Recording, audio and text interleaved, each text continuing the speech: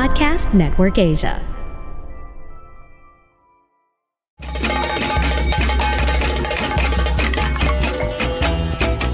Welcome to She Talks Peace, a podcast that highlights the role of women peace builders around the world in bringing lasting peace and security to communities.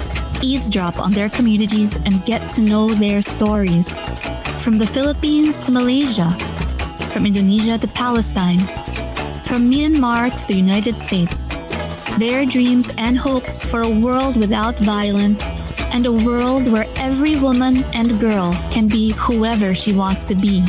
Hosted by Amina Rasul Bernardo, President of the Philippine Center for Islam and Democracy. This is She Talks Peace.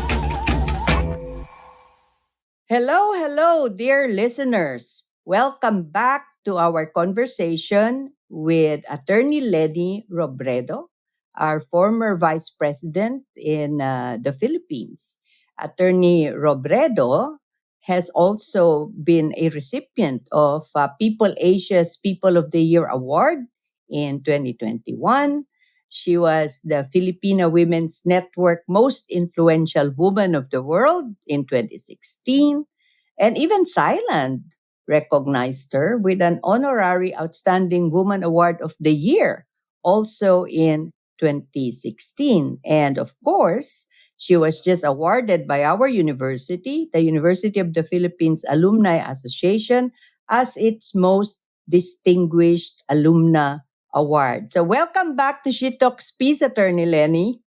Thank you for having me again, Amina. I was just, where we left off, we were talking about the work that Angat Buhay is doing, because you did Yes. say that you see priority for us really to do Mm-mm. something about education and health. So can you tell us a little bit more about what your learning hubs are doing? How do you get the community to really be the ones to be the change agent? Because sometimes, I'm sure you've seen this also when you were Mm-mm. moving around, sometimes the communities get so used to, the dole out mentality that they Yes. just wait. So how do you trigger them? How do you encourage them so that they can be the change agent within their own provinces and municipalities? Kami talaga, Amina, we're dependent on partnerships. Most of our partners are also private organizations like us. So some of them, right now, many of our partners are the volunteer groups that were formed during the campaign. But we also partner a lot with organizations, corporations, civic clubs, where we have shared advocacies. Halimbawa, when I was still vice president, we were building a lot of dormitories. We were building a lot of dormitories inside public high schools and inside state colleges where dropout rates are very high. And the reason for the high dropout rates is that children have to walk very, very far just to go to school. So we have been building dorms in areas like that. The first dorms that we've built were in Mindanao. I remember the first two dorms that we've built was in a town called Siayan in Zamboanga del Norte. At that time, Siayan was the poorest municipality in all of the Philippines for a very long time, and the dropout rates were very high. We have dormitories also in Bukidnon. We have dormitories in Negros Oriental, Eastern Samar, Western Samar, Cebu. But when I was still vice president, we didn't have resources to build dorms. So what we did was we partner with civic clubs, and they are the ones who build the dorms. We enter into a memorandum of agreement with the schools where we are building dorms in. So the assignment of the schools is that they will provide a space for the dorm, and then they will hire a dorm master to take care of the children who live in Mm-hmm. the dorm, and then students stay for free inside the dorm. So it's really a community thing in the sense that once the dorms are built, our local partners would take charge of providing for the equipment of the dorms. Some would give beds, equip the dorms with, you know, what they need. Some would give computer sets. So it's really a, you know, it's a partnership between more than two organizations, ours included, and that has, you know, produced tremendous results. When the pandemic happened and schools were closed, we thought of launching Bayanihan Eskwela. But Uh-huh. the intent of Bayanihan Eskwela then was to solicit computers for students who would be doing virtual classes and do not have computers of their own. So we were able to gather thousands of computers. Most of them were used already, but were still workable. But as we were doing the gadget donation drive, we realized that the problem was more than gadgets. Mm. Mm-hmm. The problem really was because schools decided, especially public elementary schools, decided that lessons will be continued by the use of modules, Mm-hmm. but there were a lot of students who do not have the capacity, or That's whose right. parents do not have the capacity to do the modules, to help their children do the modules at home. So what we did was, the idea for of the community learning hubs was there would be a place in the communities where children could go to, Mm-hmm. and then there are trained tutors in those community learning hubs, which can help the students accomplish the modules. We set up computers, we set up internet connections. So our community learning hubs during the pandemic were being used not just by grade school students, but also by high school and college students who do not have gadgets of their own, because we have computer sets inside those community learning hubs. We were very much encouraged by the response, because students were out of school at that time, so there were a lot of college students who were not doing anything outside of their virtual classes, and they were the ones volunteering to Oh, be that's tutors in the, wonderful. yeah, that was really wonderful. And we partnered not just with the UP College of Education, but with a lot of NGOs who have education also as their advocacies. We have Habi, we have Education Lab. We have a lot. So they were the ones training our tutors. We did the trainings online kasi lockdown lahat eh. Mm-hmm. We did That's the right. trainings online, but the experience from that is that we were able to develop a sense of, not just a sense of volunteerism, Mm-hmm. but a sense that education is really a shared responsibility of the community. Right. So even when schools reopened already, a lot of the schools in the local schools asked us to continue, and requested us that there was still, they told us that there was still a need for your community learning hubs, even if schools were open already, because we have very slow learners, and Mm-hmm. we would want a partner who can take care of our slow learners. So what happened is that teachers would send us students who were slow, and our tutors would help them. So it has become a very good partnership. But Yeah. when most of our students had to go back to school themselves, that was the Uh, problem. We partnered with local colleges which offer education courses. So yeah. when they volunteer with us, it's considered their internship already. So that Practical. it, Yes. it became it became very, very sustainable. As I speak, we have 138 community learning Mm-hmm. hubs all over the country, Luzon, Visayas, in Mindanao. I think our farthest is Zamboanga. We Mm-hmm. also have in Sultan Kudarat. So it's Mm-hmm. where we have volunteers, we have community learning hubs.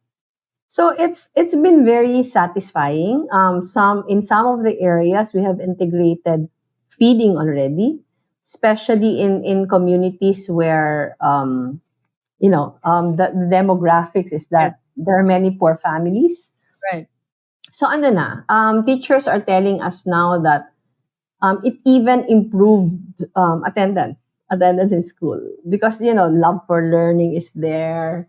Some of the schools have offered us a place already within the school Kasi it's Yeah. also beneficial to them. They don't have to, take the burden of, alam mo, yun yung pag-alalay sa slowest That's student. that's So true. they send to us the slower learners, and pag Mhm. okay na sila, binabalik na Then namin. you So they bring them send back. us a new cohort. Yeah. Yeah. Attorney Lenny, when I'm much older than you, so when I Mhm. was in grade school, our parents actually sent us to public school. At the time we were living in Mandaluyong, so I went to a primary school called Highway Hills Elementary School, Mhm. and two things that I can never forget. One was the daily feeding program. Oo. And when I was in grade school, government had a feeding program for public schools because public schools generally the working class and the poorer classes of Mm. our society go to public school. But our parents wanted us to learn what it's like, so they sent us to public school, walking distance from the house. The second thing that I really remember and appreciated, our public schools, our teachers included in our curriculum gardening. Mm. So all students would plant vegetables. So in my case, we planted pechay. So Mm. you can harvest the pechay, bring it home, and then you had vegetables. And it's really a shame that our public educational system, instead of really looking at how do you strengthen the link between education and health, seems to be focusing on education as a means to get our people more skilled so that we can quickly send them out abroad so that they can earn and send remittances. So Totoo, which it's is sad. backward, right? Which is sad because you might as well just end up teaching them in uh, 12, 12 level 12, and then just teach them car mechanics and send them abroad. That seems to be Totoo. what's happening. But the concept of citizenship, the concept of really supporting your community, do you see that as something that's no longer taught in our schools? And do you think that we should really be looking at the role of a citizen in strengthening a democracy, in the supporting the nation, uniting the nation? How does one do that in Um, education? Ako, Amina, I cannot speak for the rest. What I know of is what I get to observe when we go to the ground. Pero tingin ko kasi parang parang the entire system has become so bureaucratic already Mm, na na parang nawala sa focus what we really want out of the kind of education system that we have. Halimbawa, yung sinasabi mo, we have a lot of tech voc programs yes. na ako I'm all for it. Tingin ko napakalaking bagay ng tech voc programs. Pero gaya ng sabi mo, parang students are being prepared for skills that are needed abroad. And not much focus is given on what are the opportunities here. Kasi you Yes. can't entirely claim that there are no opportunities here. Kasi di ba, Amina, during the pandemic, we also launched a program where parang jobs matching platform. We did a Mm-hmm. jobs matching platform. Kasi Mm-hmm. when we did shuttle buses during the pandemic, parang parang the heartbreak was so huge for us because we Right. would get a lot of passengers who were doing door-to-door applying for work. Oh So ang dear. sinasabi namin, why don't we come up with a jobs matching platform so that people don't have to do door-to-door anymore. At one point, we had 29,000 jobs available. This was Mm-hmm. during the pandemic. We had Mm-hmm. 29,000 jobs available. Pero 16,000 lang yung nag-qualify. Because they because didn't most know. they didn't have the skills. Oh, So oh ang no. para lang sa akin, yung work, yung 29,000 na yun, lahat nasa Pilipinas ang trabaho.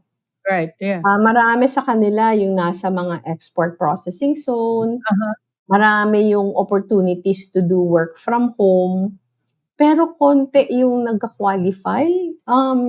Yun nga, 16,000 lang yung nag-qualify. A lot of the openings, walang skilled na marunong. So ang iniisip ko lang, kung merong ganitong opportunities, why don't we train our people for the kind of skills that the opportunities require of them, 'di ba? At home. Kesa parang at home. Yeah. Parang I think hindi ko actually, hindi din naman ako expert on the matter. Pero parang we're foregoing a lot of opportunities also. Halimbawa itong K-12, ang daming opportunities nito kung mapaayos lang natin. Pero again, parang walang deliberate attempt to put heart and soul into it. Kasi 'di ba the idea of doing a senior high is for students who don't have the capacity to go to college or to go to college yet. Magkaroon na siyang opportunities after graduation. So may mga tracks. Right. So we visit a lot of schools. Meron siyang electronics ba 'yon? I don't know what the track is. Pero parang may track siya na electronics. And then we see teachers teaching students yung parang kung paano maging electrician o ano. Pero walang actual na on the job training. Kawawa nga ang teachers because they teach students using Manila paper. Halimbawa, may mga areas na may culinary track, pero wala namang mga kitchen. We were very lucky that we were able to partner with Chef Jean Gonzalez. Yes. Saka yung may-ari ng Imarflex dito sa atin, yung Masflex. May-ari ng Masflex. So there were schools in Infanta Quezon, in Santa Maria, Romblon, and then natulungan namin. We put up a kitchen, we gave kitchen appliances and alam mo yon, yung mga panluto. Pero Right. ang daming ganon. Ang gusto ko sabihin, nandyan yung idea of a senior high, bakit hindi natin paghusayin? That's true. So, there are a lot of wasted opportunities. We're not investing enough on our teachers. One of the things why the education system in Vietnam is working so well now is that they invested so much in their teachers. Pero sa atin, yung teachers natin overworked, underpaid, because they're right. being They're made to doing do a lot of anything. administrative work. Right. For them to be promoted to yung top level positions, they have to have a master's degree. So syempre mag-aaral din sila pero we don't give them naman study leaves or we don't give them salaries while they are studying. So nag-aaral sila on a weekday. Syempre nagsasuffer na yung instruction nun kasi pagod na sila. So sa akin lang, Amina, there are best practices already. We can learn a lot from yung countries where the education system is working. Halimbawa, galing ako sa Finland in January of this year. Nagulat ako kasi they're always number one as far as education is concerned, educational assessments. Pero if you look at their curriculum, sobrang gaan compared to ours. Sa atin, children are in school from 7 o'clock in the morning to 5 o'clock in the afternoon. Bugbog sa subject. Sa kanila parang 3-4 na oras lang. Pero they're number one as far as education is concerned.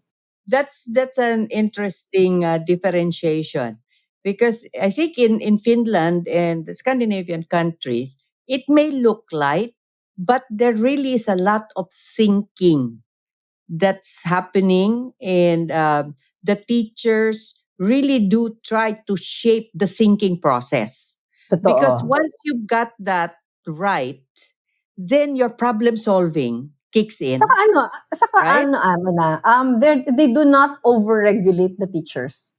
Parang sobrang democratized ng instruction in the sense that the teachers can develop their own system of teaching, pero they are being assessed based on the performance of their students. If you can give time to look into what others are doing and that's working, baka pwedeng gawin din natin. Just be open to and just be accepting of our limitations and what we are doing, what we are doing wrong. You're talking about developing the mental capacities of a child, baby. I mean, you're still a baby, and you already have to start looking at how do you feed the child Mm-mm. so that they're able to do better when they're older and when they go to school. And then when you're looking at the kinds of curriculum, the teaching style when you're in elementary and high school. So how do you really get young people to become innovative, constructive, and become Totoo. a potent force? Because in a majority of the population is Saka, now very, ano, very Amina, young. that was one of my takeaways when I was at the Kennedy School during the fall term. Mm-hmm. Ako, Yeah, you were a student there for a year, so I am sure nakita mo yung difference of how, di ba mas madali doon yung school in the sense na ang mga college students dito sa Pilipinas, they are being made to be in school the entire day. Di ba? The that's entire true. day. Di ba sa Harvard, you're there what? How many hours in a day? When I was teaching, halimbawa, I was teaching kasi pero I also attended the classes of Marshall Gans kasi that was my interest. So si Marshall Gans, nagbibigay siya ng assignments, case studies. So pagpunta sa klase, they don't really talk about the cases that were assigned, pero they Right. talk about the issues surrounding The the issues. cases That's in right. their midst. Yeah. Parang iniisip ko lang at that time, siguro kung sa atin to na nag-assign ako ng cases, the following discussion, magpaparecitation na ako ng mga who, what, where, when. Yeah. Tapos Yeah. siguro magpapa-exam ako ng who, what, where, when. Pero there, you talk about No. those things. Yeah. Because you're being encouraged to think critically. Parang Yeah. yun yata yung kulang sa atin. Yeah. I'm glad you brought that up because last semester I started teaching at the University of the Philippines in NCPAG. And I started with a course on women, peace, and security. Oh, galing, And galing. and the way that you're talking about reaching out and really getting young people to think critically, I tried to follow that. So we give them materials to read, to listen to, and then when we have our class, we talk about issues. And I was just thinking, looking at education from the point of view of the young is something that our leaders really need to do.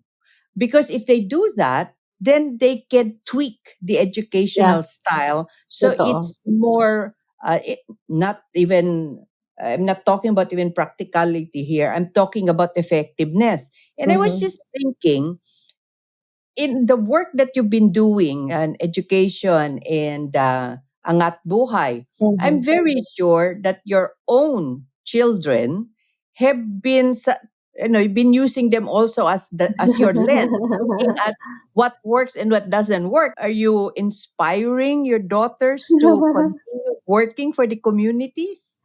Ako actually, Amina, none of my daughters worked for me. But Aika and Trisha became involved during the pandemic. Kasi si Aika helped us set up our systems. Ano yun management engineer yun So he helped us set up our systems. Trisha helped us conceptualize Bayanihan e-Consulta, but that's about it. They're doing their own thing. So si Aika works for a nonprofit called Restart Me. She's executive director of that. Ano ito, ang kanila, yung victims of disaster, they help them. Si Trisha naman is still at the Harvard Medical School.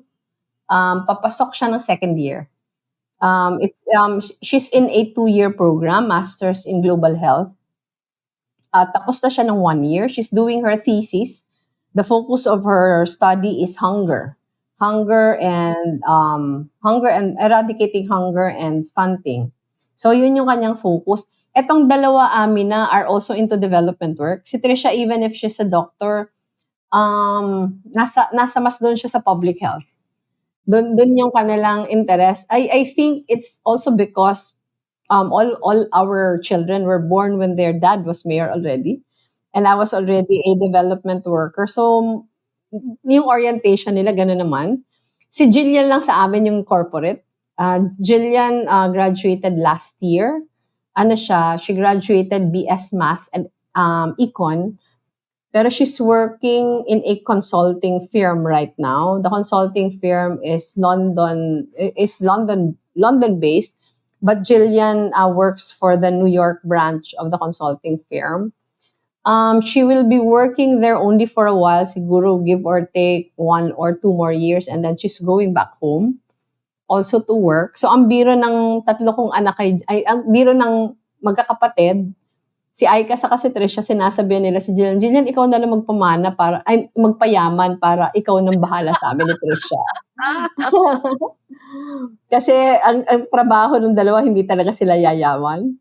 Pero I think they're okay with it because nakita naman nila kami mag-asawa na kahit simple lang, yung mas parang kayo din. Parang kayo din, Amina, na as long as you are given the opportunity to give back, masaya ka na. Yeah. That's true. The reward, the psychic reward is extremely high. So you've got your 3 daughters, and they've been very supportive of you from the time that you became a congresswoman to the time you became a vice president. So I was going to ask you, because you had such a very, very heavy schedule. And our guest, the previous guest that we've been interviewing, when the stress becomes so much, you have to find a way to release the stress. In your case, Attorney Leni, Wala ako dyan, Amina. were your daughters the one who were your shock absorbers, keeping you sane, helping you maintain your balance? In the sense, Amina, that when I'm home, we don't talk about work at all. We don't talk about issues. Even when I was vice president and I was in the center of so much, we never talk about it at home. So yung home for us is really a sanctuary. Now, when Wonderful. I'm home, I cook. When I'm home, I watch Netflix. When I'm home, I just eat with the children. But it's not. I bring homework. But it's not like it consumes us. Pero they've been so used to us working so hard. They've been used to me being in the office even during holidays. Siguro maswerte lang siguro ako, Amina, that when I entered politics, my children were grown-ups already. Jillian lang yung was still in high school. I get to bring them along pag pwede. Pero they're used to the long hours. Ngayon na I'm out of office already, whenever I have speaking engagements abroad, I invite them to join me. Nice. I invite them to kanya-kanya na kaming gastos, amin na. Kanya-kanyang pamasahe. Ang libre lang sa kanila hotel kasi libre ang hotel ko. Right. Pero if they're free, they join me. Like during my last speaking engagement in Oslo, they joined me during the tail end of the trip. We did Scandinavia. So, ngayong October, I would have a series of speaking engagements also. And for part of the trip, they will also be joining me. So, ganun na lang. We look forward to those small pockets where we can do side trips. When I was still in public office, we couldn't do that eh. Kasi parati ako nagmamadaling bumalik. Pero now, parang I have the luxury to extend for a few more days to do parang yung personal side of the trip. That's not work. So, yun na lang yung ina-enjoy namin ngayon. You know, my friends and colleagues in conflict areas, when we ask them how they manage stress, let me share with you some of the things they say. A dear friend, Angkana, based in Thailand, who actually faced several charges because they were really harassing her for the advocacy that she was doing, defending Rohingya workers in Mhm. some Thai firms, another one who's in Palestine, one in Lebanon. And one of them, Ankana, said when she feels completely stressed out, she sews. Oh my Because, God. because when she's sewing by hand, she can't think of anything except the stitches. Ako And amin na I clean. can you come to my house? So Ako I why clean the does why house. does why does cleaning do it for you? Why does it I distress? like that's the single most enjoyable activity for me more than cooking. Cleaning Really? talaga. Yeah. So I like cleaning the house. I like organizing. Medyo OC ako as far as that is concerned. So pag ako when I have every free time that I could get, I clean. So even in your office, you maintain this cleanliness Totoo, routine. totoo. Ako, I like organizing. So, I teach my staff how to organize. Kasi, organizing naman is just putting systems, di ba? So, I like doing that. Yeah. So what's in store for Attorney Leni Robredo and Angat Buhay, Angat Pinas? What's in store for Leni? Yung sa akin, more than half of my time is really angat buhay. A lot of the things I'm doing now is most of them are angat buhay connected. So I go around the country whenever there are invitations from our volunteer groups in the places where they launch programs or they inaugurate projects that they have been doing. So a huge part of my time is devoted to that. Siguro mga 20% of my time is doing speaking engagements. Kasi that's also the source of my income. I'm doing speaking engagements abroad. So I do that. Halimbawa, now I'm leaving again late September for another series of speaking engagements, but I will be gone only for a month. So it's basically that. Yung mga volunteer groups that were formed during the campaign, there are thousands of them. A lot of them we have been handholding kasi we have been encouraging all the groups to transform themselves from political organizations into civil society ones already and partner with us in our programs. We have a lot already. And nakakatuwa nga amin na because some of them are SEC registered already. Some of them have accredited themselves in their local LGUs. So nakakatuwa. We have been during the first anniversary of Angat Buhay last July 1, we had an activity to mark the anniversary. Pero yung activity was a sort of a developmental speed dating. We asked the volunteer groups to pitch projects and then we invited our partners over. At the end of 1 hour, we were able to get 25 million in pledges. And these are all pledges for the projects of our volunteers. So it's been very inspiring. Kasi it's not like sa amin na lang nakikipartner yung mga partners namin. They're also helping the local chapters, the local volunteer groups, and it's inspiring. It's inspiring them to continue the work that they are doing already. Ang aspiration namin, Amina, is not just to be able to design programs that are replicable, pero ang aspiration namin is yung mga volunteer networks on the ground mag-expand din sila. Parang ano lang, parang di ba may kasabihan, it takes a village? It takes a village to raise a child. Parang ganun din yung gusto namin maging konsepto. So we call the volunteer program Angat Bayanihan. So ang ini-instill namin sa kanila that you identify a single parang most difficult issue in your own communities and then you think of ways on how to contribute in solving them. So a lot of them are doing many things. A lot of them are running our community learning hubs. Some are into marine, biodiversity. So meron mga environment, ang iba naman women empowerment. So it's many different things. I think what happened during the campaign is nothing short of inspiring, because a lot of people really went out of their way to help. Parang sayang naman if that kind of spirit of volunteerism will end with the elections. You mentioned that it takes a village, right?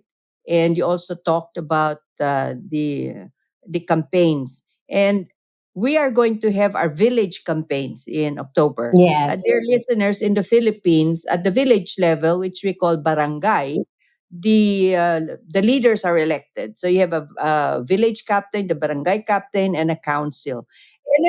And I was just thinking, Lenny, Angat Buhay, the community focus, of the projects that you're doing really requires a very good partnership with Yes. the village council, with the barangay. And the thing is, our barangays have budget. So I was just thinking, now that the campaign is coming up, what would be your advice, for instance, for those who would like the barangay to be more of a change agent, or who are looking at who they would vote for in the coming barangay elections? What would your advice be so that we can really see community development being propelled by the barangays themselves? Actually, Amina, we have seen how the barangay itself, the barangay council can be a catalyst. Mm-hmm. In the localities where they are serving, because many of our community learning hubs, the barangay council is our partner. They either provide space for our community learning hub, or they help us with some other things. Sometimes they are our go-between with the local elementary school. It's been inspiring for us to partner with the barangays kasi they are very appreciative. Kasi 'di ba Mm-hmm. in the Philippines, I think the most difficult assignment of all is the barangay. Is the barangay Right. more than the mayors, more than the mayors, That's because right. you're the you know people ask for your help in all They'll, of their they'll problems. go to your house even if you're in the bathroom because you're I in the know, I village. know. Right. So when husband and wife would quarrel, they would go to the barangay to ask And then for go to the barangay. intervention. So it's really the Yes. barangay. But Amina, barangay elections in the Philippines should be non-partisan. And I think that's the best thing. It should be devoid of any kind of politics at all.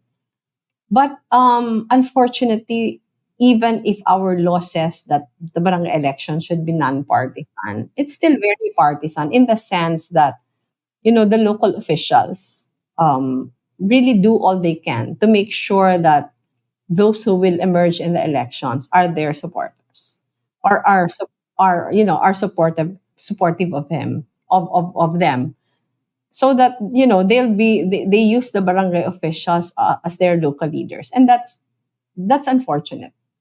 That's unfortunate in the sense that I really feel that if barangay leaders are apolitical, they will be in a better position to be of service, to provide the kind of service that is required of them by our constitution.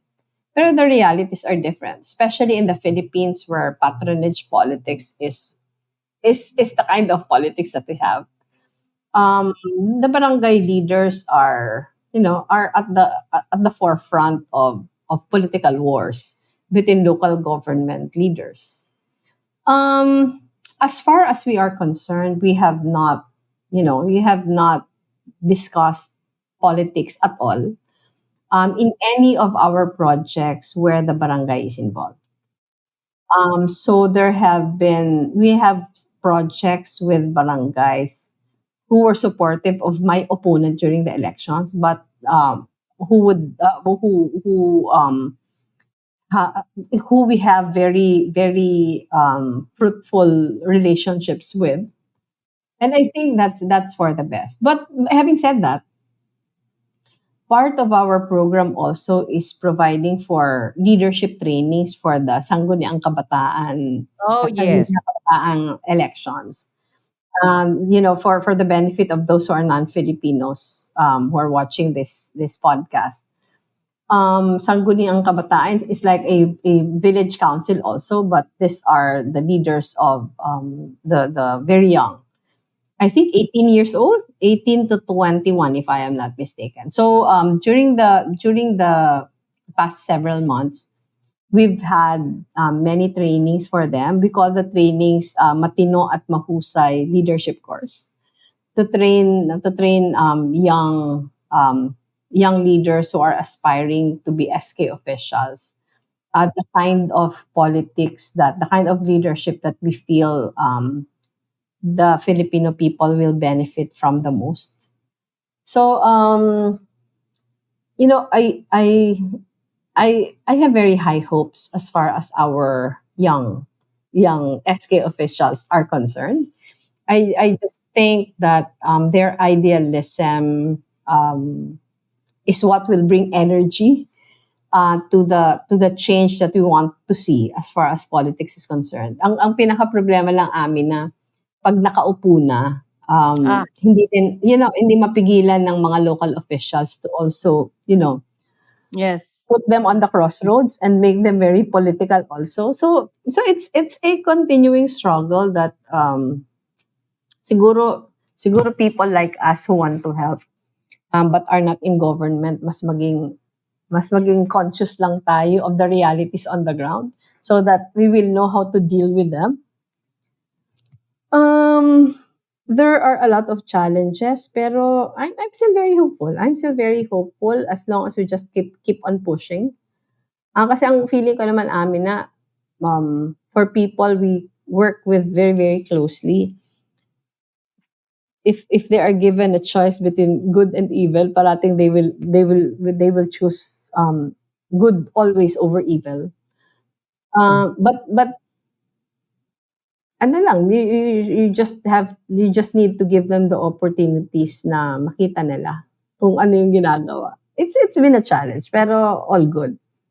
I'm so glad that you're optimistic about the role that's going to be played by our sanggunians, our village councils, especially the young people. Because if you look at the governance structure in the Philippines, you have got hundreds of thousands, no millions of village council members all over. And if at the village level, they decide on a particular movement, so much Malaking can bagay, yeah. so much Ang can ang happen. ang I think the problem amin na is it's a huge opportunity. Kung our village officials sana would be trained the better way as far as politics is concerned. Pero the reality is that most of them become subservient to the mayors because the barangays do not have except for Metro Manila, but the barangays in the localities do not have that much of a budget. So for them to be able to implement what they feel are needed by their own villages, they would need the support of the mayor. They would need the support of the local legislative council. So it's like they become subservient to them already. So ang problema if the local official is also very, the kind of politics for him is also very patronage oriented. So the village officials become like them also. So it's a continuing push and pull. Talagang you just have to know how to spot the good ones and make sure that you give the good ones the opportunity to better themselves. Well, Attorney Lenny, as long as you're going to be around for years to come, inspiring our communities, our young people, I think I'm going to keep the candle brightly lit Thank and my you. optimism increasing. So, Attorney Leni, before we go, and thank you so much for a wonderful conversation. But before we go, is there a message that you would like to share with our listeners? Ano lang, siguro for the Filipinos out there who are watching, there is a message that I continually write to supporters who ask for my signature, who ask for a message from me. I always tell them to keep hope alive. I think it is very important to have hope in our hearts. Kasi it is that one thing that will give us the energy to keep on doing something for the country. Doing something for the country does not require us to do the big things. It can be small everyday things. As long as we do them well and we do them constantly. Um, I really feel that um, change in the country will happen if the civil society will all come together and decide to bolt in and push for the changes that we want to see. Siguro if at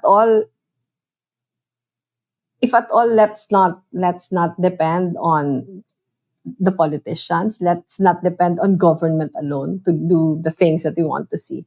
Parang a lot after the elections kasi amin na a lot of my friends, when I see them, parang nagtatanong, parang wala nang pag-asa because of our government officials. And I always tell them na, we're still here. Even if we're out of government already, we can do many things in our own little way. And we've been trying to show that with Angat Buhay. Yeah. Thank you so much for Thank you.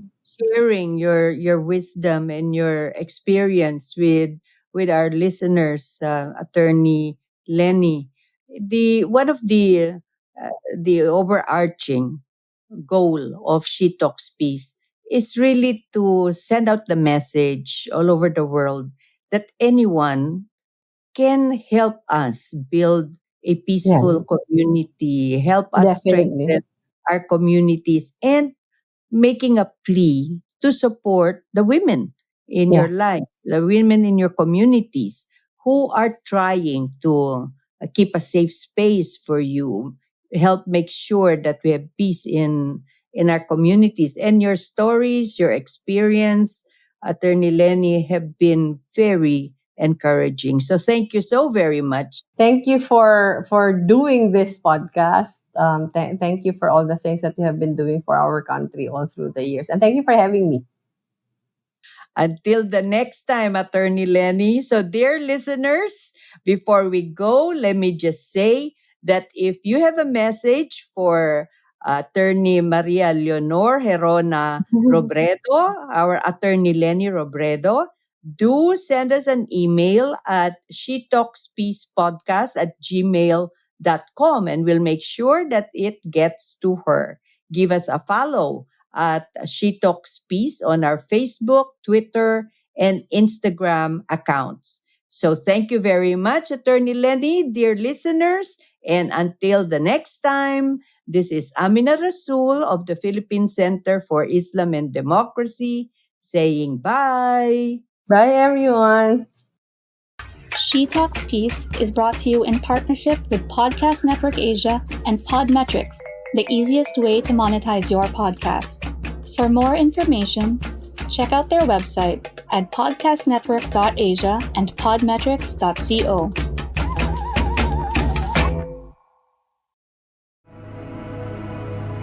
The views and opinions expressed by the podcast creators, hosts, and guests do not necessarily reflect the official policy and position of Podcast Network Asia, the hosts of the program, or other programs of the network. Any content provided by the people on the podcast are of their own opinion and are not intended to malign any religion, ethnic group, club, organization, company, individual, or anyone or anything.